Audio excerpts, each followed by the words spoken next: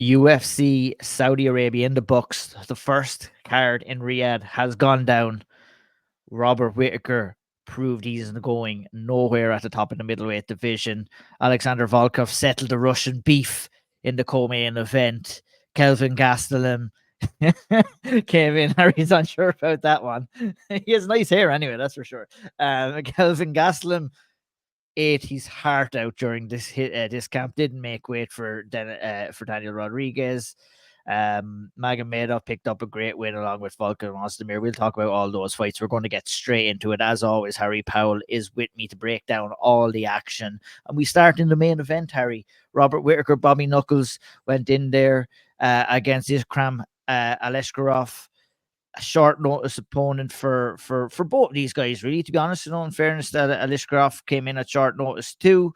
A little bit of a change in styles that you would probably imagine coming from the grappling prowess that Hamzat Chimaev would offer into a kind of a more striker heavy kind of approach from Aliskerov, but it actually fed right into Bobby Knuckles' hands. Thunderous uppercut into a thunderous ground and pound and got the win after 1 minute and 49 seconds. Sensational. It's just like, it's a pleasure to see Robert Whittaker come in and do this and remind us time and time again, because I think it was his first knockout since 2017. He's been shown flashes that of reminders that he's not going anywhere yet, but this was the ultimate reminder.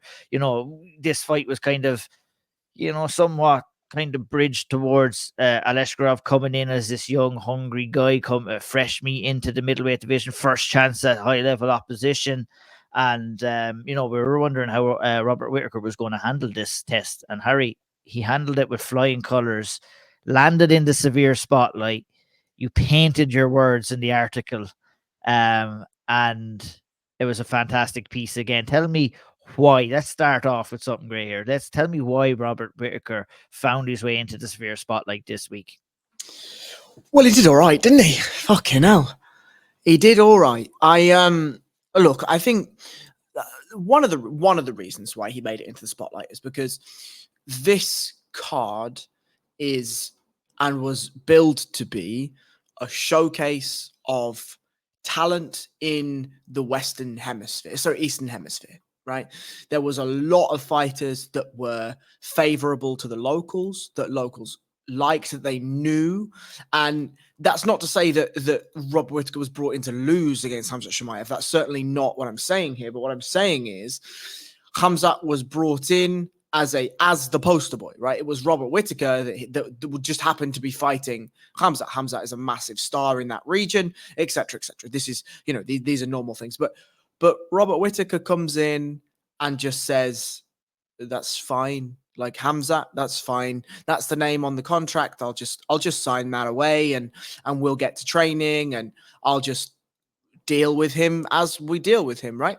And just the beauty of Robert Whittaker accepting a fight like this on a stage like this in a place in the world like this, I think is something that is super, super, super beautiful. And then you take that and, okay, Aliskerov was scheduled to fight either on this card or the card before. And so it's not like he was coming in, like running off the sofa, off his holidays or whatever. He was...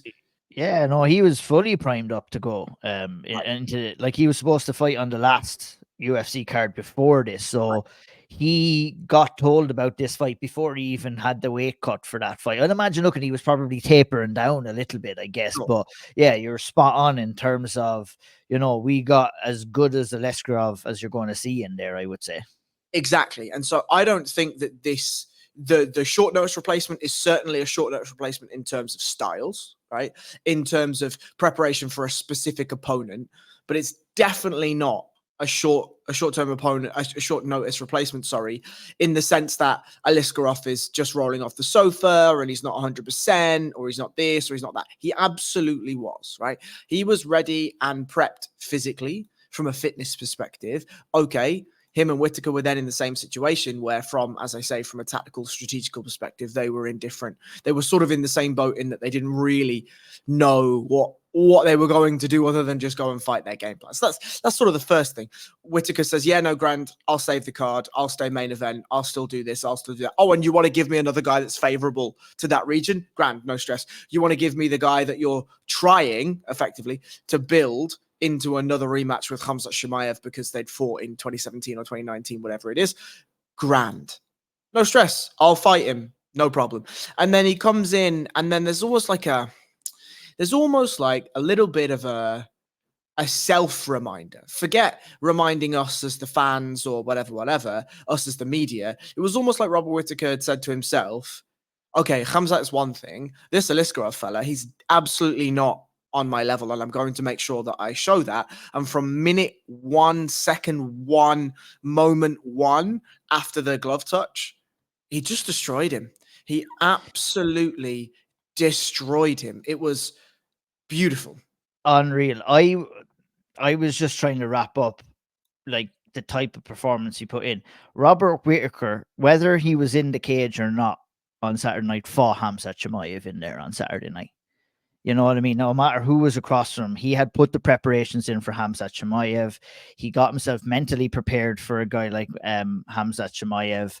You seen him walking out mean mugging. He was in the zone. And then the performance after that was just something. It was vintage Robert Whittaker. Vintage stuff. And, you know, it's the type of performance that, you know, in ways you can wonder over, but in ways you're kind of regretting that he didn't get to test those skills against Khamzat Chimaev too at the same time.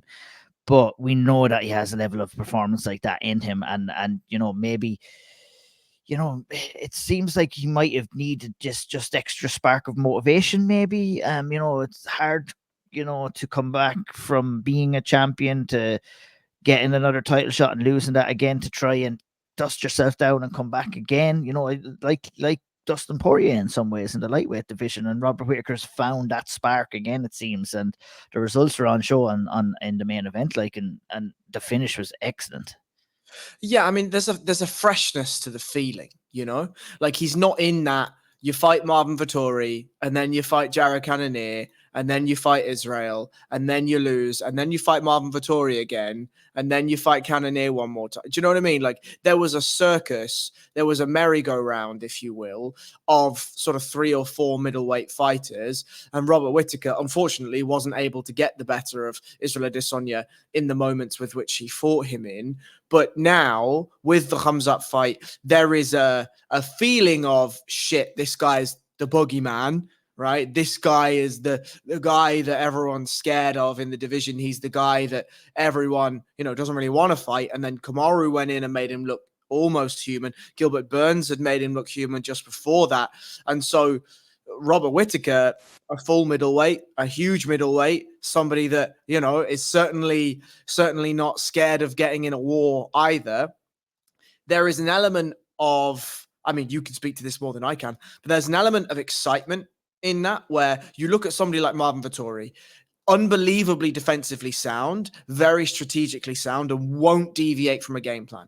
You look at Israel Adesanya, okay, he had a war with Kelvin Gastelum, but doesn't do that if he doesn't have to. If he absolutely isn't forced to go to war, he won't. He will pick you apart on the outside, and it will look what it looks like. You know, we can argue that at another point.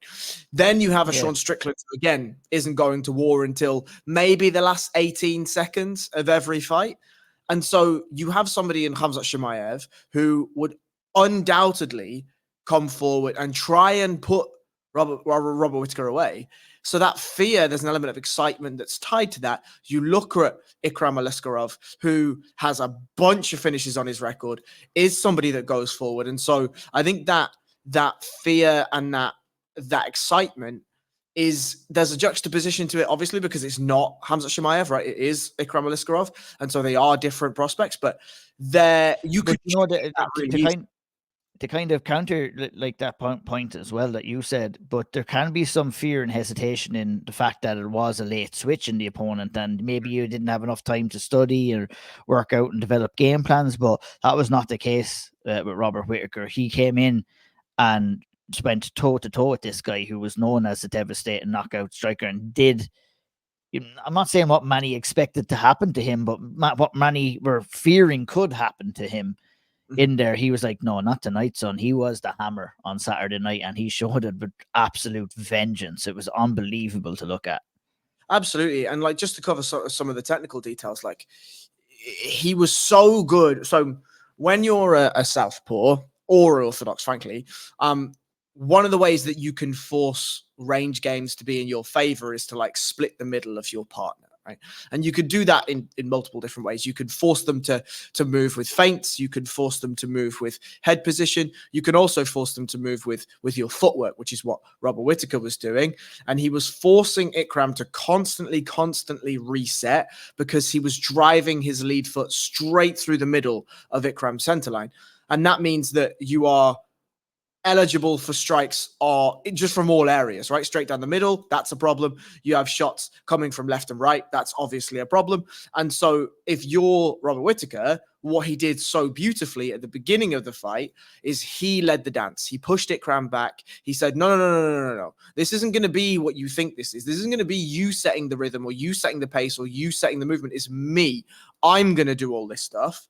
And then when he got Ikram thinking, oh, fuck, I can't push him back, Robert Whittaker decided, I'll go on the back foot now, and I'm going to lull you into a couple of false senses of security. I'm going to start to make some reads, and I'm going to actually move into the game plan that I like. We know Robert Whittaker has two main attacking systems. The first one is that he likes to blitz in from far out, land the big 1-2, blitz back out again. He loves the 1-2 right hand where he hides he hides the right kick behind the right hand, but he also likes to take a slight step out of range and then force his way into range with blitzes and jams and these sorts of things.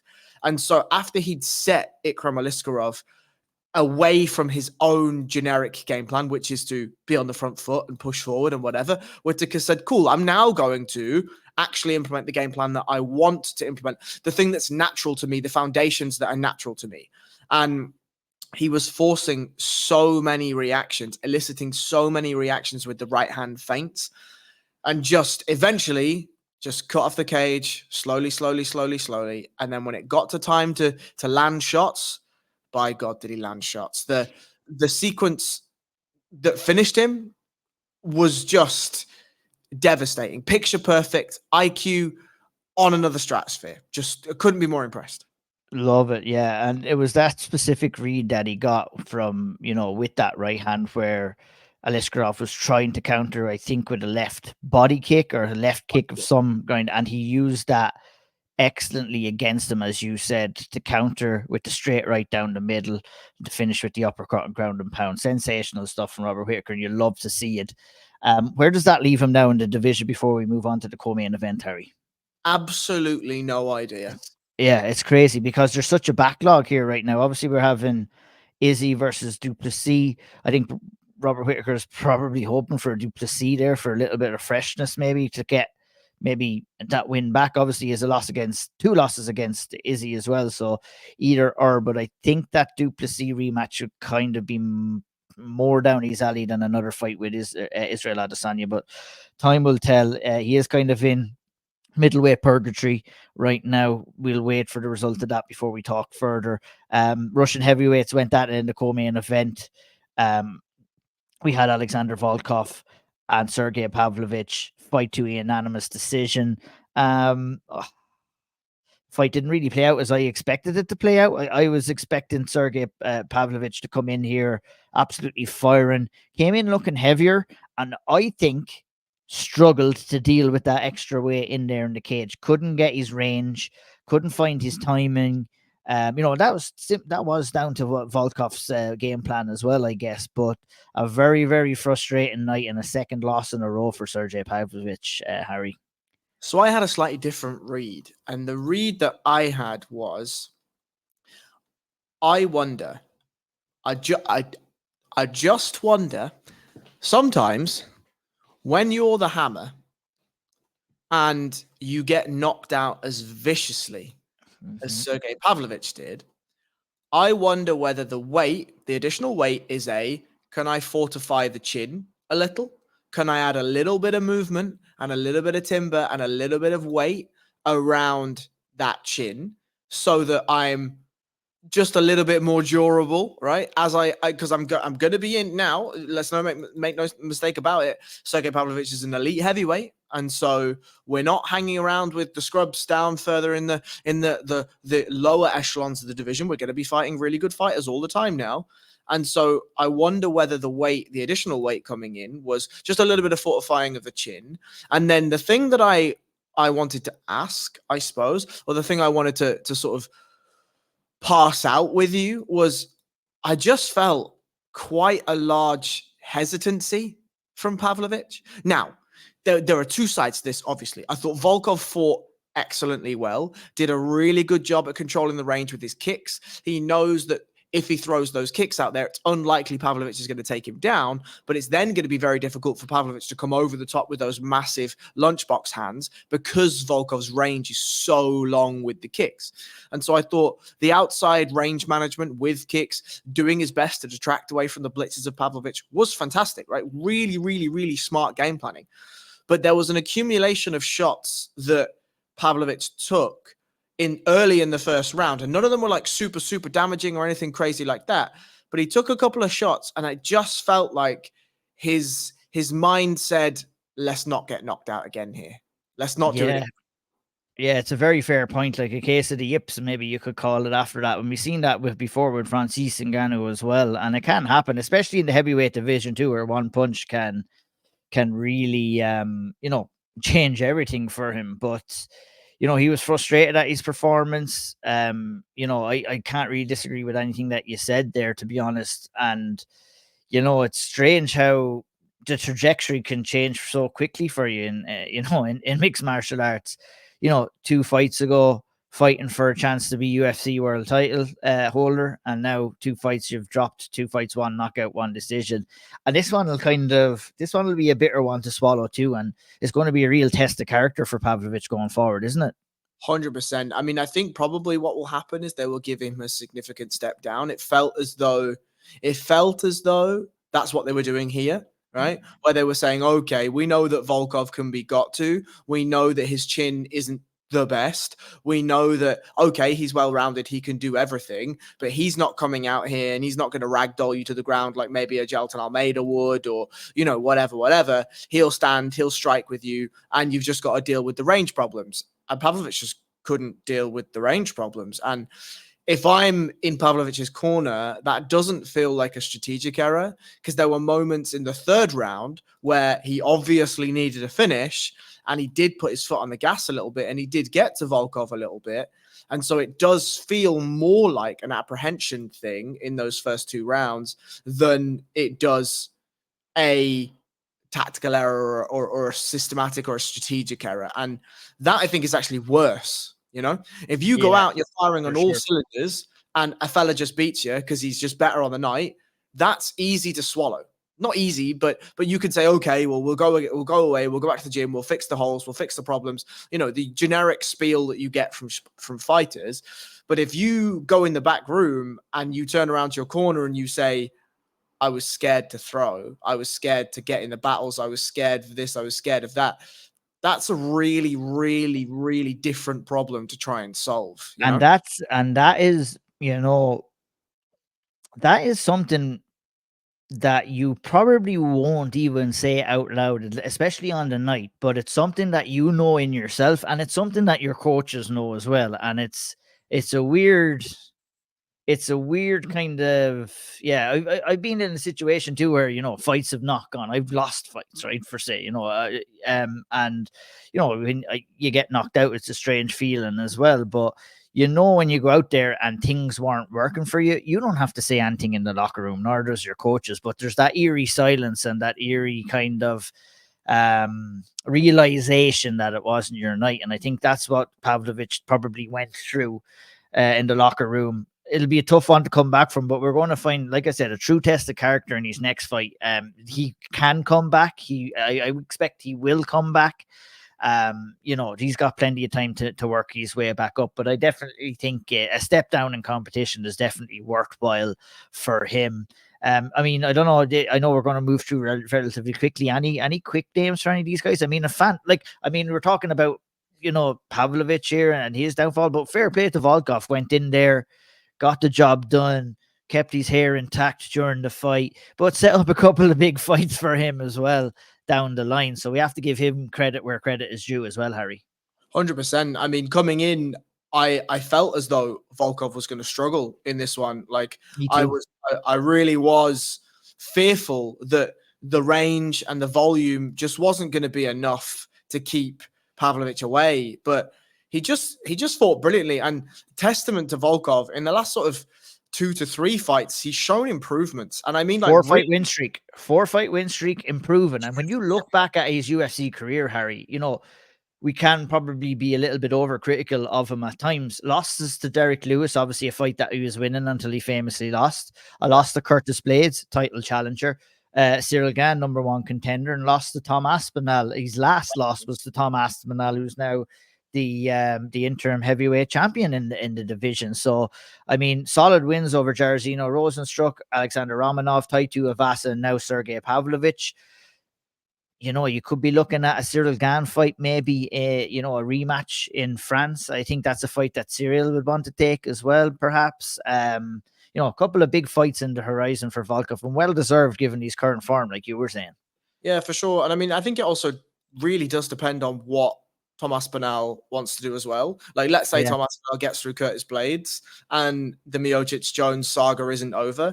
You can absolutely see the UFC chucking that interim heavyweight title on an event somewhere in Christmas time. You know what I mean? Like, whether that's Tom Aspinall, whether that's Curtis Blades, both of these fellas are going to want to get paid. Hopefully, both of them have got champions clauses, which means pay-per-view points, which means bigger salaries, etc., etc.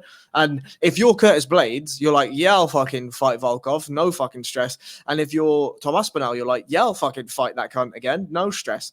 And so, you could see crazy things have happened in MMA, but you could see that interim title getting defended again by either Tom Aspinall or Curtis Blades. 100%, yeah. Yeah. I wouldn't be too shocked. Yep. Moving on, Kelvin Gastelum picked up a unanimous decision win over Daniel Rodriguez. That's not the story of this fight. The story of this fight is the weight miss, the consistent weight misses of Kelvin Gastelum. You see him making YouTube content, jokingly, in April, I think it was, of him eating tacos and joking that he was going to miss weight, and then you go out and you do that. I mean, that's the story of this fight. He didn't even miss weight. Like, he didn't even try to make weight.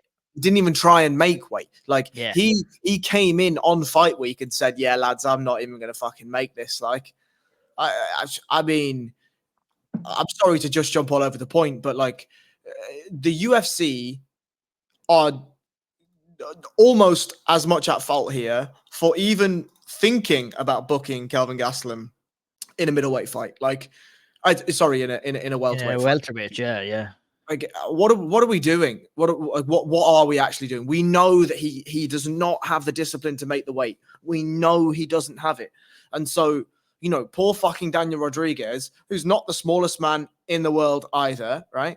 And you're saying to him, yeah, grand, you're going to sign. We know you can make welterweight. We know that you've got the discipline to make it, and we're going to put you through a fight camp as if you were fighting at welterweight. Everything that entails, you're going to go through, and then you're going to get there on fight week and going to say, yeah, actually, Kelvin's been a fat cunt and doesn't fancy it. So are we grand just not doing that?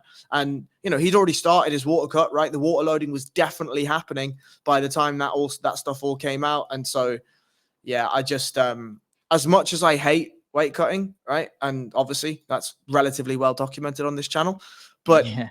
I do agree with you that if you sign the contract and it says welterweight, you fucking make welterweight. I'm sorry, there's no two ways about it. This is a professional endeavor, and there is somebody on the other side also conducting themselves in a professional manner. And for you to get to fight week, if you got to fight week, he knew weeks in advance that he wasn't making that weight.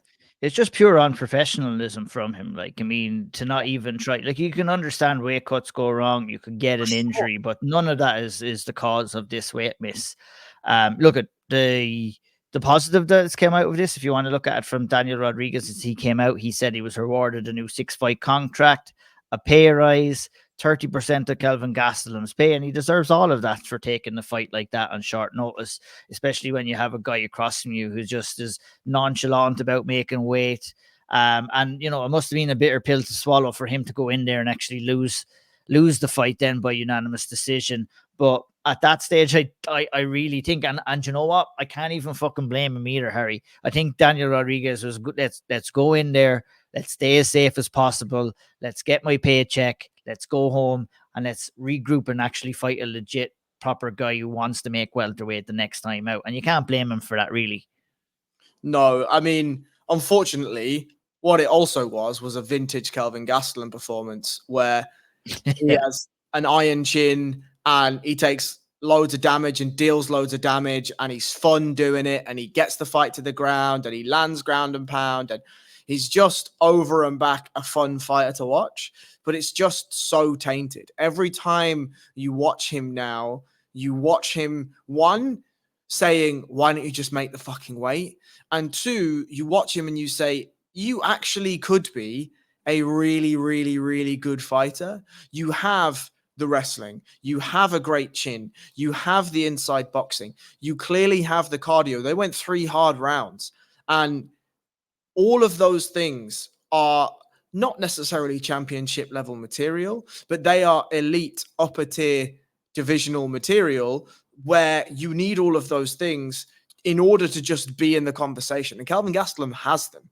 He just doesn't have the one thing that will take you to elite level, and that's actual discipline. And that is such a shame. And I feel so sorry for Daniel Rodriguez. One, because he got beat up relatively bad in that fight, right? He took a lot of shots, but he did. Equally, for all the stress and all of the just nonsense of fighting somebody like Kelvin Gastelum, I do. It makes you think who else is going to want to do that. Like, I mean, it's going to have to be 185 from now on. And I think, Dana White was outspoken and saying he's not best pleased with him, but he'll obviously be given another opportunity again. But like you said at the very start, and I think it was a very important point, it's the UFC's obligation now to not even acknowledge the fact of him going down to 170 again. It's 185 and that's it. And Jesus, even struggled at that weight sometimes. But look at it's an awful pity. I think that if you had seen a Kelvin Gastelum with a level of dedication, you'd see a very, very dangerous fighter there, and he's well capable. I think he's capable of getting down to that weight. He just doesn't want to. He could get 155. Like, he's not actually 100%. Yeah, he just doesn't want to, and that's a fucking shame. But look he got the win. That was the small bonus for him, I guess. D-Rod got a new deal. That was a small bonus for him, but very disappointed. Tainted fight. That would have been a good fight at welterweight too. But yeah, we should move on to the middleweight division again. Shara Bullet Magomedov picked up a 3rd round knockout win via left hook over Antonio Tricoli. Came in at short notice, gave a good account of himself, it has to be said, but Magomedov clipped him in round 3 and the fight was over, Harry. 13-0 for Shara Magomedov right now. What do you think? I think he's a hype job. Yeah, I can't argue with that at all. I think there was. He's absolutely bang average. You put him. He stumbled through that fight and then found the knockout, really, didn't he? Yeah, your man beat himself because he came in on, and it wasn't even super short notice. Like, Tricoli was supposed to fight somebody else as well a while ago. I can't remember exactly who it was, but he was booked to fight somebody. It could have even been Aliskerov, but Tricoli was booked to fight someone, so he was in fight shape, but Tricoli doesn't know how to manage his gas tank. Absolutely fucking gassed himself trying to wrestle. Didn't wrestle well. At the end of round 2, Shara kneed him twice, hurt him bad to the body, and then this fellow was like, I'm actually a bit tired now. And then Magomedov just had a bit of gas tank. Garbage. All this 13-0, he's going to go all. He's not. He's useless. He definitely isn't.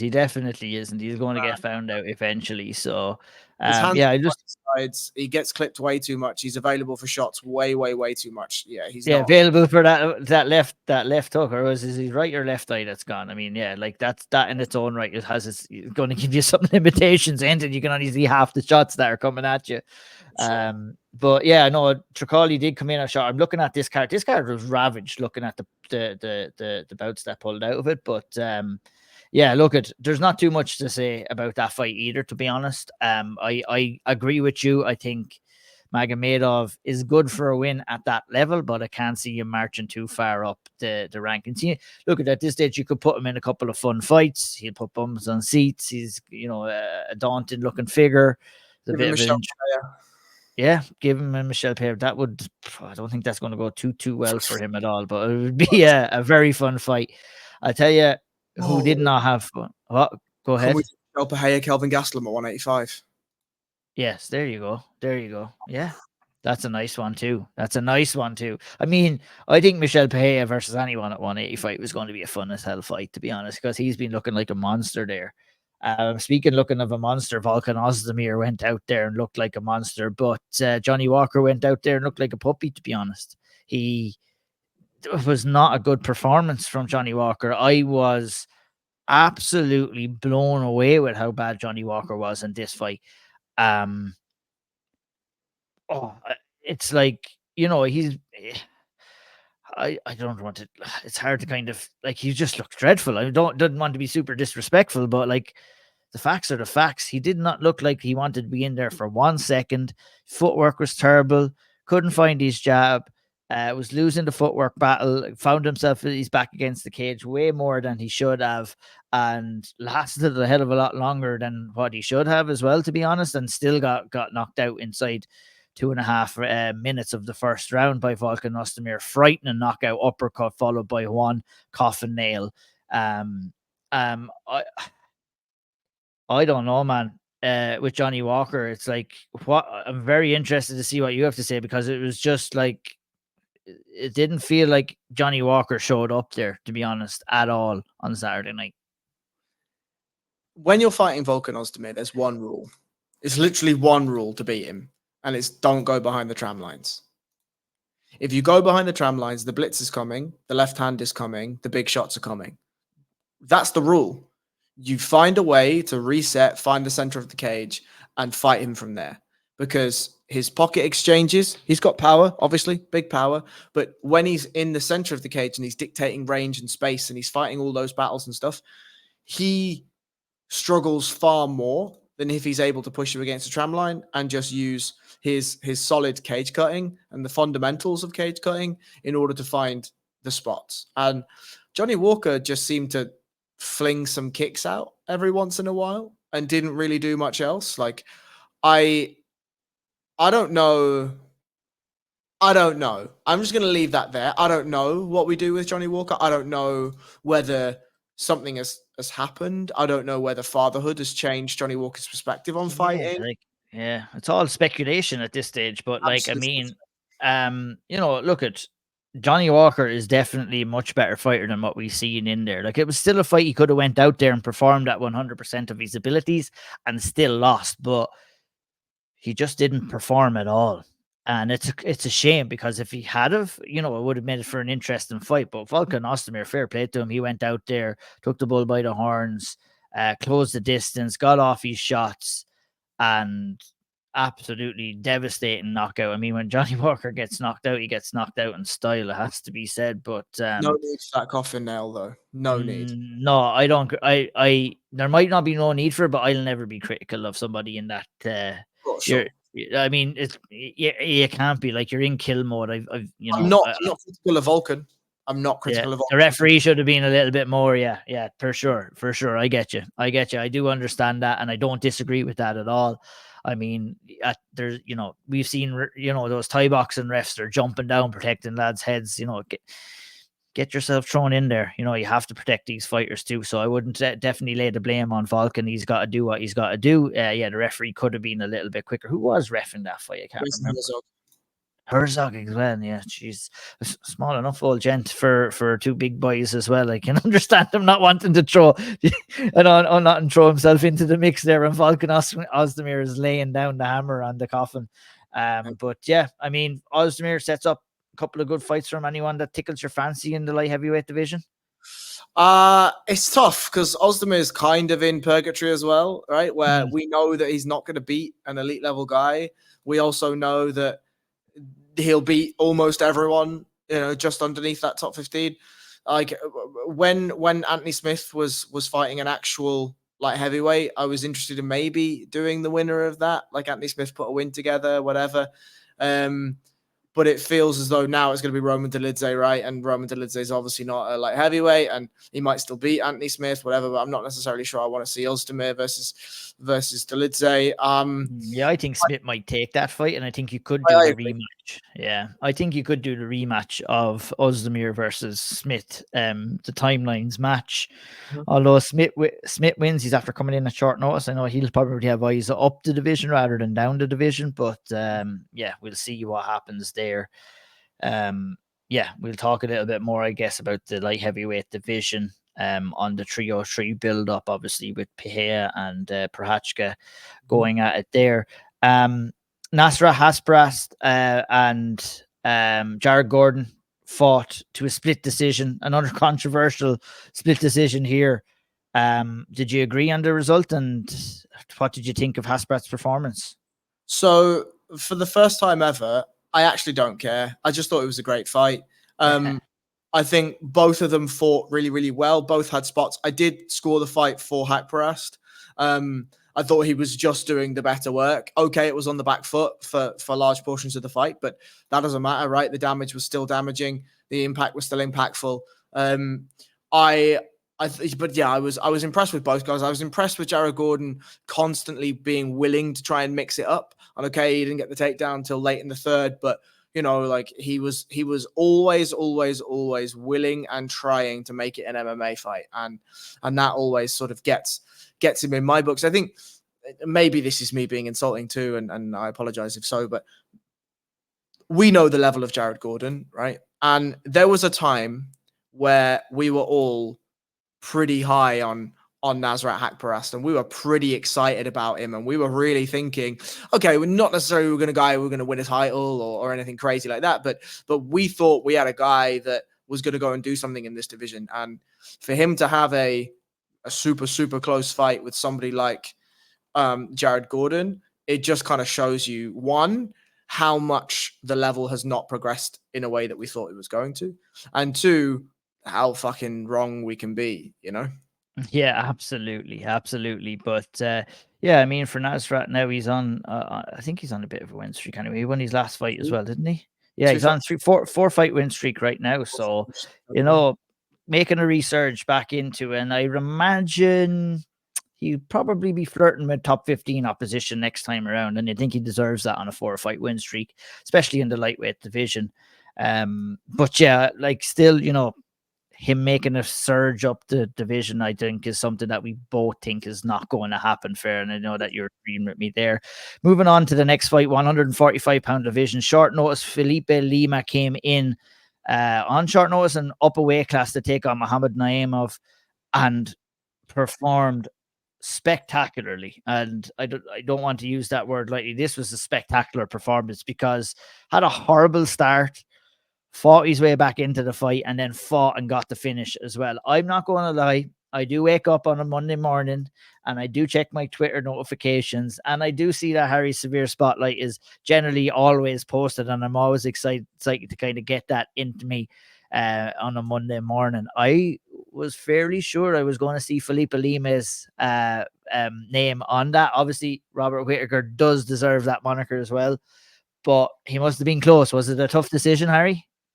I was sometimes I want to write two, right? And it felt as though it would be too disrespectful to not write about Robert Whittaker, considering who he is, what he's done in the division, what he's 100%. Done in MMA, and putting a performance in like that in those circumstances. It felt as though it had to be Robert Whittaker. But Felipe Lima, we've got one here. We've just talked about Nasrat Haqparast and potentially how wrong we are. I think Felipe Lima is a really, really, really good fighter. A really good fighter. He looks well-rounded. He looks like he can crack. He's obviously got the grappling. Naimov is a very tricky customer. Nathaniel Wood found that out. And Lima just dealt with the adversity that he faced early extremely well. And then to fight his way back, win the second round, win well the second round, and come out in the third and just say, yeah, boys, we're going home now. That was mad impressive. Yeah, couldn't be Because when more. you take a fight on short notice, Harry, and things aren't going your way, you know you've got an easy out. And I was looking at it, and I was like, oh, he's under pressure now, and will he kind of give himself an excuse? He didn't, man. He stayed in there. He found a way, and not only to find a way to come back into the fight, to go and fight your way and get a finish. I was like, you know, there was a lot of MMA on Saturday. I was fucking looking this way. I had the two screens on the go. The fights were clashing. It was horrible. But I wanted to check this guy out. Came in as the Octagon bantamweight. And when he got the finish, like, I wasn't connected to him at all. I was stood up. I was like, what? Like, you know, I just love seeing that shit. And like, this kid, he's going to go far in the UFC. I think just for the mentality that he has. He fought up. We're going to see this guy coming in at 135 pounds for his next fight. And my goodness, I mean, another absolute killer in the 135-pound division, only 26 years of age, you know, undefeated since his first loss on his first professional fight. I'm really excited to see this guy. You know, it wasn't the same test that Diego Lopez got, but I'm getting Diego Lopez vibes off this fella, to be honest, you know. I'd agree with that. I mean, he didn't look undersized for 145. Didn't at all, no. And I wonder whether the weight cut is necessary here. Like, no, he could. Maybe he will come in at 145. You know, I mean, he's fought the whole way up along. He obviously was the bantamweight champion, but I mean, if he's going out and performing like that, and I think, look, at a lot of people might not know Muhammad Naimov. He is not an easy customer, and we saw that, I think, in the early stages of this fight. But for him to come back into it the way that he did was, I fucking love that, man. I love it. Yeah, if anyone used to play FIFA, there'd be like regens, right? Like when a fighter retires or whatever, they're like Muhammad Naimov is like the regen of Tagir Ulanbekov. Sorry, not Tagir Ulanbekov. Fucking what's his name? The fella that's Khabib's cousin, fights 145, fought Lerone Murphy to a draw. Saeed Nurmagomedov? No, how have I forgotten his name? There's a T in his name. Anyway, I'll figure it out. Oh, Tagayev or something like that, isn't it? Tukugov, yeah. Tukugov, yeah. I'll find it. Yeah. Zabir Tukugov, I think his name is. Yeah.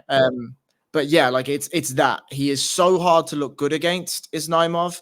He is so hard to obviously put away. Nathaniel Wood found out the hard way that he's just as good striking as he is on the ground. He's gritty, he's durable, and yeah, it was just a great performance. Again, you're giving up natural size to a guy that is, you know, cutting big weight to make 145. You're coming in, and he just looked absolutely fantastic. Yeah.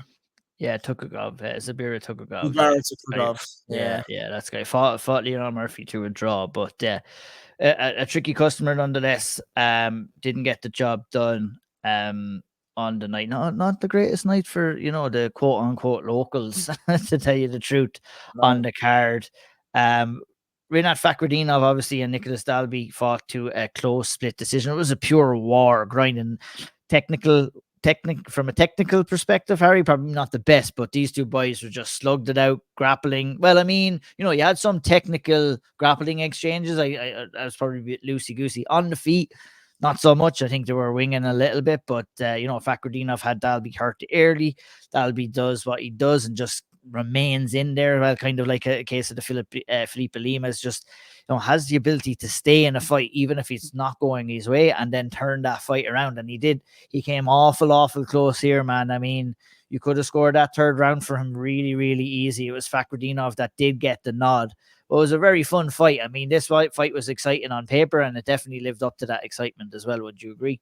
Yeah, I agree. I think for Rinat Fakhretdinov, Dalby is the perfect sort of test at this point, where we need to know, do you have focus throughout an entire 15 minutes when somebody is not going to lose focus in front of you? And that is Nicholas Dalby. I mean, I think Dalby was a bit unfortunate here. I did score the third round for Nicholas Dalby. I think the work that was done by Rinat in the first sort of 45 seconds to a minute, and then there was just enough cadence, can see me swing the round back to Fakhretdinov. But I thought that Dalby looked excellent. Again, he's always comes in just fantastic shape. He's always super fit, super raring to go. And it's a shame. It is a shame that, you know, the limitations of Dalby are going to be the limitations that hold him back for the rest of his career, because the grit, the will, the toughness, the heart, the ability to, as you say, stay in fights and try and turn the tide and shift the momentum is so amazing to watch. But there needs to be the skill underneath it of an elite level fighter. And unfortunately for Dalby, there isn't quite that skill there. But yeah, I mean, anytime Dalby chooses to don the gloves, I think almost everyone in Europe specifically, but also people that know him and know his style in the UFC will be tuning in to watch. And so he doesn't have to worry about that at all.